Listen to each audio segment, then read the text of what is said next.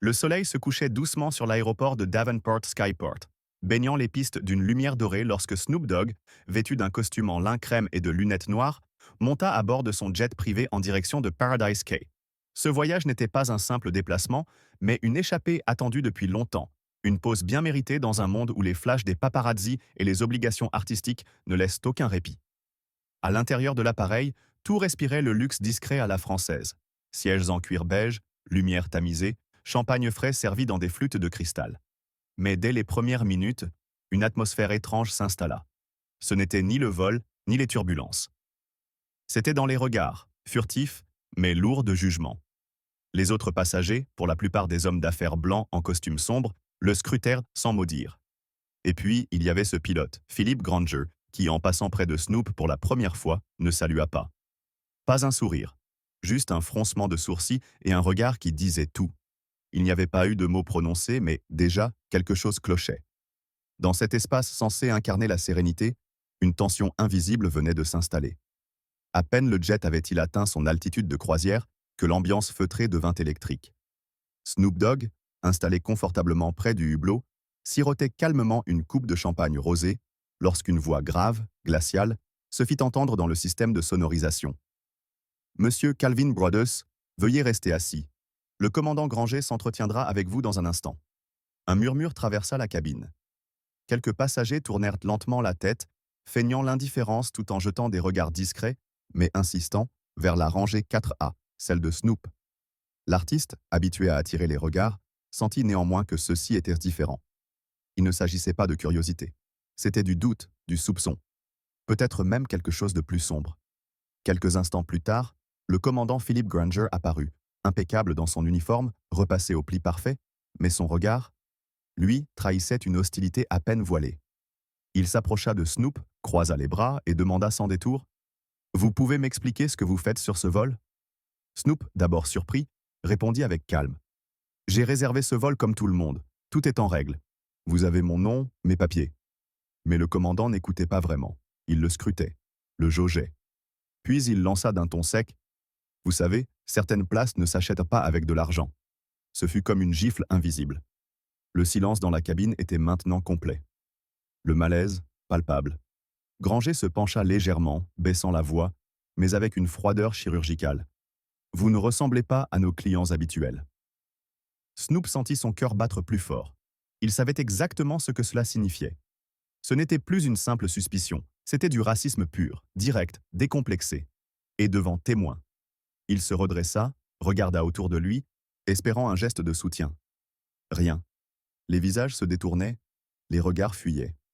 Même les deux hôtesses, qui quelques instants plus tôt lui avaient souri, semblaient paralysées. Et maintenant, c'est à vous, spectateurs. Si vous pensez que Snoop devrait riposter et ne pas se laisser faire, commentez « Justice pour Snoop ». Si vous trouvez cette scène insupportable, appuyez sur le bouton like, pas pour le plaisir, mais pour faire du bruit contre l'injustice. Et surtout, abonnez-vous pour ne pas manquer la suite, car ce n'est que le début. Ce qui va arriver ensuite va vous choquer. La caméra embarquée continue de tourner. Le commandant recule d'un pas, le regard noir. Une décision est en train de se former dans son esprit. Une décision qui changera le cours de ce vol. Et peut-être, bien plus encore. Vous pensez avoir tout vu? Attendez la suite. Restez connectés. Le commandant Granger s'éloigna sans un mot de plus, ses pas secs résonnant sur le sol moqueté du jet privé. Derrière lui, l'atmosphère était figée. Un souffle de tension suspendu entre les sièges, entre les regards qui osaient à peine se croiser. Snoop Dogg resta immobile, le regard fixé sur le hublot, comme pour échapper à l'oppression qui venait de s'abattre dans l'habitacle. Il n'avait pas besoin de mots pour comprendre. Le message était clair. Tu n'es pas le bienvenu ici. Il ferma les yeux un instant, tenta de respirer profondément. Mais l'air lui semblait plus épais, plus lourd. Les battements de son cœur résonnaient comme une alarme sourde dans sa poitrine. Il avait connu l'injustice. Il en portait les marques depuis l'enfance. Mais jamais il ne l'avait ressenti à 10 000 mètres d'altitude dans un espace censé incarner la neutralité, la sécurité, l'élégance. Ce que ce pilote avait fait n'était pas une erreur. C'était un acte délibéré. Et il allait en payer le prix. Ce n'était plus qu'une question de temps. Mais avant la vengeance, il fallait survivre.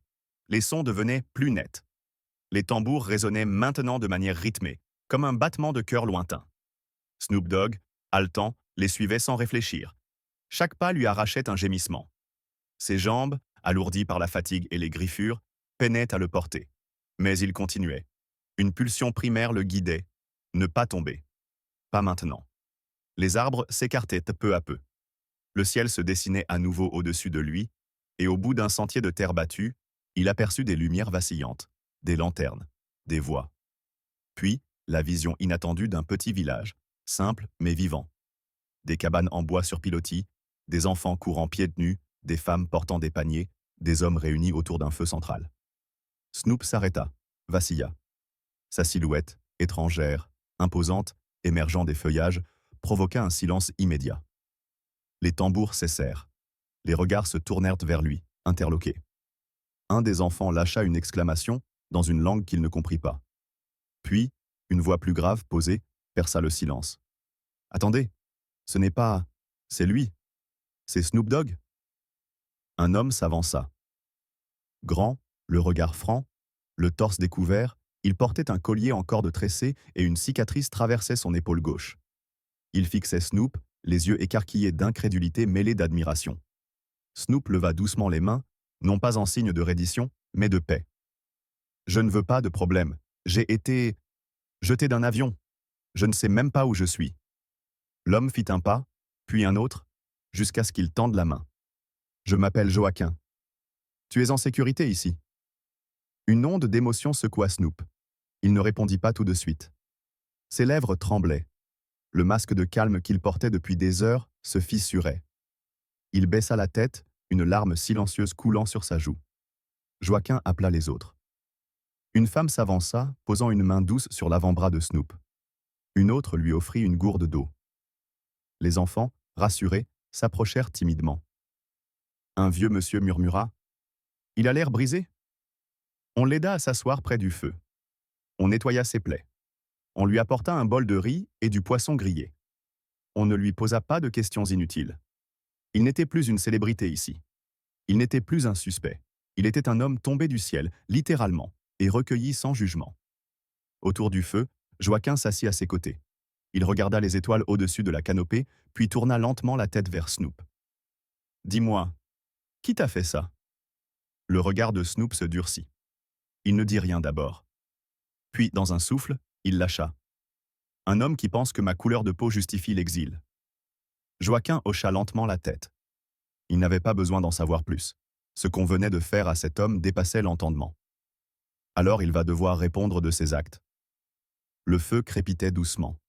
Dans cette nuit étrangère, Snoop, pour la première fois depuis des heures, se sentit humain à nouveau.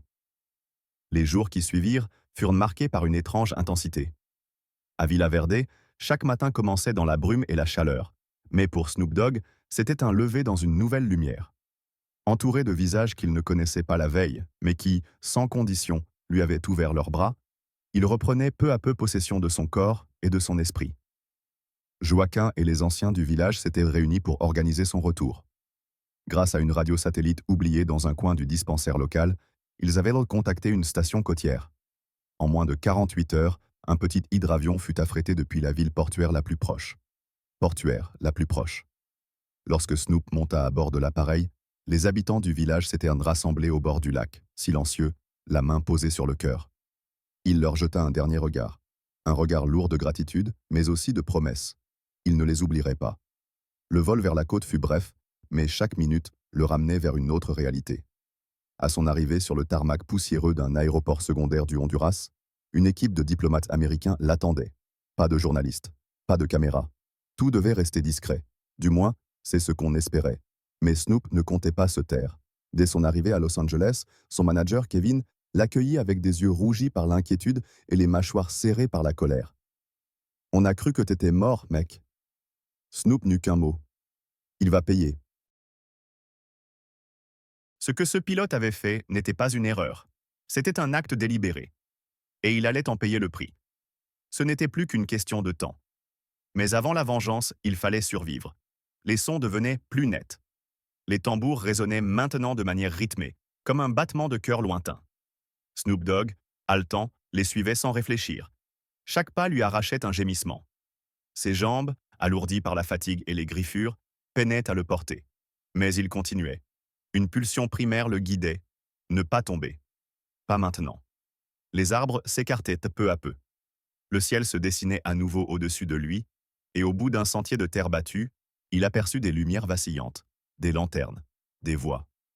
Puis, la vision inattendue d'un petit village, simple mais vivant. Des cabanes en bois sur pilotis, des enfants courant pieds nus, des femmes portant des paniers, des hommes réunis autour d'un feu central. Snoop s'arrêta, vacilla. Sa silhouette, étrangère, imposante, émergeant des feuillages, provoqua un silence immédiat. Les tambours cessèrent. Les regards se tournèrent vers lui, interloqués. Un des enfants lâcha une exclamation dans une langue qu'il ne comprit pas. Puis, une voix plus grave, posée, perça le silence. « Attendez, ce n'est pas... c'est lui. C'est Snoop Dogg ?» Un homme s'avança. Grand, le regard franc, le torse découvert, il portait un collier en corde tressée et une cicatrice traversait son épaule gauche. Il fixait Snoop, les yeux écarquillés d'incrédulité mêlée d'admiration. Snoop leva doucement les mains, non pas en signe de reddition, mais de paix. « Je ne veux pas de problème. J'ai été... jeté d'un avion. Je ne sais même pas où je suis. » L'homme fit un pas, puis un autre, jusqu'à ce qu'il tende la main. « Je m'appelle Joaquin. Tu es en sécurité ici. » Une onde d'émotion secoua Snoop. Il ne répondit pas tout de suite. Ses lèvres tremblaient. Le masque de calme qu'il portait depuis des heures se fissurait. Il baissa la tête, une larme silencieuse coulant sur sa joue. Joaquin appela les autres. Une femme s'avança, posant une main douce sur l'avant-bras de Snoop. Une autre lui offrit une gourde d'eau. Les enfants, rassurés, s'approchèrent timidement. Un vieux monsieur murmura « Il a l'air brisé ?» On l'aida à s'asseoir près du feu. On nettoya ses plaies. On lui apporta un bol de riz et du poisson grillé. On ne lui posa pas de questions inutiles. Il n'était plus une célébrité ici. Il n'était plus un suspect. Il était un homme tombé du ciel, littéralement, et recueilli sans jugement. Autour du feu, Joaquin s'assit à ses côtés. Il regarda les étoiles au-dessus de la canopée, puis tourna lentement la tête vers Snoop. « Dis-moi, qui t'a fait ça ?» Le regard de Snoop se durcit. Il ne dit rien d'abord. Puis, dans un souffle, il lâcha. « Un homme qui pense que ma couleur de peau justifie l'exil. » Joaquin hocha lentement la tête. Il n'avait pas besoin d'en savoir plus. Ce qu'on venait de faire à cet homme dépassait l'entendement. Alors il va devoir répondre de ses actes. Le feu crépitait doucement. Dans cette nuit étrangère, Snoop, pour la première fois depuis des heures, se sentit humain à nouveau. Les jours qui suivirent furent marqués par une étrange intensité. À Villa Verde, chaque matin commençait dans la brume et la chaleur. Mais pour Snoop Dogg, c'était un lever dans une nouvelle lumière. Entouré de visages qu'il ne connaissait pas la veille, mais qui, sans condition, lui avaient ouvert leurs bras, il reprenait peu à peu possession de son corps et de son esprit. Joaquin et les anciens du village s'étaient réunis pour organiser son retour. Grâce à une radio satellite oubliée dans un coin du dispensaire local, ils avaient contacté une station côtière. En moins de 48 heures, un petit hydravion fut affrété depuis la ville portuaire la plus proche. Portuaire la plus proche. Lorsque Snoop monta à bord de l'appareil, les habitants du village s'étaient rassemblés au bord du lac, silencieux, la main posée sur le cœur. Il leur jeta un dernier regard. Un regard lourd de gratitude, mais aussi de promesses. Il ne les oublierait pas. Le vol vers la côte fut bref, mais chaque minute le ramenait vers une autre réalité. À son arrivée sur le tarmac poussiéreux d'un aéroport secondaire du Honduras, une équipe de diplomates américains l'attendait. Pas de journalistes, pas de caméras. Tout devait rester discret. Du moins, c'est ce qu'on espérait. Mais Snoop ne comptait pas se taire. Dès son arrivée à Los Angeles, son manager, Kevin, l'accueillit avec des yeux rougis par l'inquiétude et les mâchoires serrées par la colère. « On a cru que t'étais mort, mec. » Snoop n'eut qu'un mot. « Il va payer. » Chez lui, dans son bureau transformé en studio d'enregistrement et de diffusion, Snoop s'installa devant une caméra. Pas de maquillage, pas de décor. Juste lui, son visage marqué par la fatigue, les égratignures visibles et cette lumière dans les yeux qu'on ne lui connaissait que lorsqu'il montait sur scène. Il appuya sur enregistrement. Et il parla. Il raconta tout. Le regard du commandant Granger.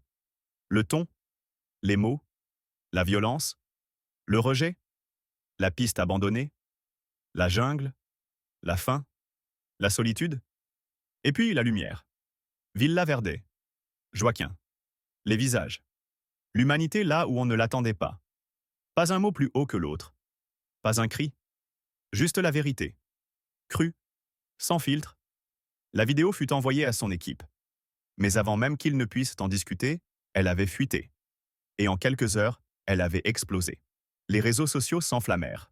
Les chaînes d'information interrompirent leur programmation. Des célébrités, des militants, des anonymes, tous prenaient dans la parole. Ce n'était plus seulement l'affaire de Snoop Dogg. C'était celle de milliers, de millions, qui voyaient en lui un symbole. Mais lui, au fond, ne cherchait ni à être un héros, ni un martyr. Il voulait la vérité. Et la justice. Alors il appela ses avocats. Il déposa plainte contre Altura Private Air. Il nomma Philippe Granger. Il exigea que tout soit public. Transparence totale. Ce n'était plus une vengeance. C'était un combat. Un combat contre le silence, contre l'habitude, contre l'impunité. Et cette fois, il ne serait plus jamais seul à le mener. Le tribunal de Los Angeles était en ébullition. Dans la salle d'audience principale, chaque siège avait trouvé preneur. Journalistes, activistes, anonymes, tous étaient venus assister à ce qu'on annonçait déjà comme l'un des procès les plus symboliques de l'année. Sur les bancs, les regards se croisaient, graves. Pas un mot plus fort que l'autre. L'atmosphère était lourde, presque sacrée. Lorsque Snoop Dogg fit son entrée, accompagné de son avocate, maître Élise Marceau, le silence se fit total. Il ne portait pas les chaînes en or ni les lunettes teintées habituelles. Juste un costume sobre, noir, impeccable. Le regard droit, froid, préparé. Face à lui, Philippe Granger, assis dans le box des accusés, le visage fermé, les poings crispés. Son équipe juridique, composée d'hommes en costume gris, se chuchotait des stratégies de dernière minute. Mais quelque chose avait changé. La peur était visible sur leur visage. Le juge entra. Les débats commencèrent. Dès l'ouverture, la défense tenta de détourner l'affaire vers une soi-disant mesure de sécurité. Granger aurait agi selon les protocoles, invoquant un comportement suspect de la part de M. Broadus. Un passager prétendit même avoir ressenti un malaise à bord. Mais ces affirmations furent rapidement déconstruites. Maître Marceau se leva. Sa voix, posée, tranchait avec la violence du sujet. Ce procès n'est pas celui de M. Broadus. Il est celui d'un homme en uniforme, représentant une compagnie aérienne qui a abusé de son autorité pour humilier, blesser et mettre en danger la vie d'un passager, uniquement parce qu'il ne correspondait pas à ses standards. Elle appela les témoins. Une hôtesse, d'abord hésitante, finit par se lever. Les yeux rougis, la voix tremblante, elle décrivit la scène avec une précision chirurgicale. Les mots du commandant, son ton, son regard, l'ordre donné de rester en dehors de ses décisions. Une deuxième hôtesse, en pleurs, confirma avoir vu Granger jeter le sac de Snoop hors de l'avion et refermer la porte sans un mot. Puis vint la pièce maîtresse, une vidéo de surveillance récupérée auprès des autorités locales. L'écran dans la salle diffusa la séquence. On y voyait le jet sur le tarmac isolé, Granger poussant physiquement Snoop vers l'extérieur, le désignant du doigt comme une menace, puis refermant la trappe comme on claque une porte sur un animal. La salle frémit. Le juge demeura impassible, mais ses doigts serraient les bords de son bureau. La défense tenta le tout pour le tout. On rappela le passé judiciaire de Snoop, ses erreurs de jeunesse. Mais Maître Marceau, imperturbable, leur coupa la parole. Monsieur Broadus n'est pas jugé ici. Ce qui est en procès, c'est le racisme ordinaire qui, lorsqu'il est armé d'un uniforme et d'une autorité, devient une arme dangereuse. Snoop resta silencieux tout au long des débats. Il n'avait pas besoin de se défendre. La vérité parlait pour lui. Chaque témoin, chaque mot, chaque image exposait une mécanique bien huilée de mépris et de préjugés, menée par un homme convaincu de son impunité. Lorsque les plaidoiries s'achevèrent, la salle retenait son souffle. Le jury se retira. Ce n'était plus qu'une question d'heure avant que la justice ne tranche. Mais déjà, une certitude s'était installée dans les cœurs. Quoi qu'il arrive, plus rien ne serait jamais comme avant. Le jury était de retour. Moins de 3 heures avaient suffi. Une décision rapide, presque brutale dans sa clarté. Dans la salle d'audience, un frémissement parcourut l'assemblée. Snoop Dogg, assis droit, les mains jointes sur ses genoux, ne sia pas. Il fixait le juge, comme s'il cherchait à lire sur son visage l'avenir qu'il s'apprêtait à entendre. Le greffier appela les membres du jury à se lever. La présidente, une femme d'une 50aine d'années, le visage marqué par l'émotion contenue, prit la parole d'une voix ferme. Dans l'affaire opposant M. Calvin Broadus à M. Philippe Granger et à la compagnie Altura Private Air, nous déclarons l'accusé coupable des charges d'agression, mise en danger délibéré, abus de pouvoir et discrimination raciale. Un silence, puis des soupirs, des mains sur les bouches, des larmes silencieuses. Snoop ferma les yeux un instant. Pas de sourire, pas de geste triomphant, juste un souffle profond, comme si, pour la première fois depuis des jours, il respirait à nouveau. Le juge prononça la sentence. Radiation définitive de la licence de pilote, peine de prison ferme pour Granger et condamnation pécuniaire massive à l'encontre d'Altura Private Air, assortie d'une injonction à revoir ses politiques internes de formation et de recrutement. À la sortie du tribunal, les caméras crépitaient, mais Snoop resta bref. Il déclara d'un ton calme : « Ce n'est pas une victoire, c'est une réparation. Ce que j'ai vécu, d'autres le vivent chaque jour sans micro, sans avocat, sans caméra. Aujourd'hui, on a fait un pas. Demain, il faudra en faire d'autres. » Cette phrase fut reprise partout, sur les réseaux, à la télévision, dans les écoles, dans les transports. Elle devint une sorte de murmure collectif. Quelques semaines plus tard, Snoop s'envola à nouveau vers Paradise Cay, cette fois sur un vol dont le commandant était une femme noire d'une cinquantaine d'années, calme, souriante, professionnelle. Lorsqu'elle s'approcha pour le saluer personnellement, elle lui dit simplement : « Ce que vous avez fait, c'était nécessaire. Merci. » Le voyage fut paisible, silencieux. Mais dans ce silence, une nouvelle résonance s'installait, celle de la dignité retrouvée. À son arrivée, des colliers de fleurs, un ciel sans nuages et le murmure des vagues. Pas de journalistes, pas de public, juste la mer, le vent et ce sentiment rare. La paix. Dans sa villa, Snoop s'assit face à l'horizon. Il sortit son téléphone. Non pas pour filmer, ni pour publier. Il écrivit quelques lignes, quelques mots, simples. On m'a jeté hors d'un avion. On a voulu m'effacer. Mais chaque fois qu'on tente d'éteindre une voix, elle revient plus forte. Ce n'est pas mon histoire. C'est celle de tous ceux qui refusent de se taire. Il appuya sur enregistrer. Puis il rangea le téléphone et marcha vers l'océan. Pieds nus, sans crainte. Derrière lui, le passé. Devant lui, l'écume d'un avenir qu'il savait incertain, mais qu'il n'affronterait plus jamais dans le silence. En 2025, alors que le monde se targue d'avancées technologiques, d'ouverture culturelle et d'inclusion, l'histoire de Snoop Dogg nous rappelle une vérité brutale. Le racisme systémique existe encore, même à 10 000 mètres d'altitude. Ce qu'il a vécu n'est pas un incident isolé, mais le miroir d'un climat social où la couleur de peau peut encore déterminer la manière dont on est traité, même lorsqu'on a atteint les sommets de la réussite. Ce récit nous interroge. Que vaut la notoriété, la richesse ou le talent si l'on est toujours considéré comme suspect à cause de ses origines? Ce n'est pas seulement Snoop qui a été poussé hors de cet avion, c'est chaque voix que l'on tente de faire taire, chaque existence que l'on nie. Et pourtant, il s'est relevé. Il a parlé, il a agi. Son courage est un signal, un appel. Il ne s'agit pas seulement de dénoncer mais de reconstruire, de forcer les institutions à rendre des comptes, de créer des espaces où plus personne n'aura peur de voyager, d'exister, d'être libre. Aujourd'hui, ne restons pas spectateurs. Soutenons Snoop dans sa quête de justice. Laissez un commentaire pour partager votre indignation, votre soutien, vos idées. Que devrait-il faire ensuite? Continuer à porter ce combat? Créer une fondation pour les victimes d'injustice? Dites-le. Ensemble, faisons en sorte que son histoire change les autres. Définitivement.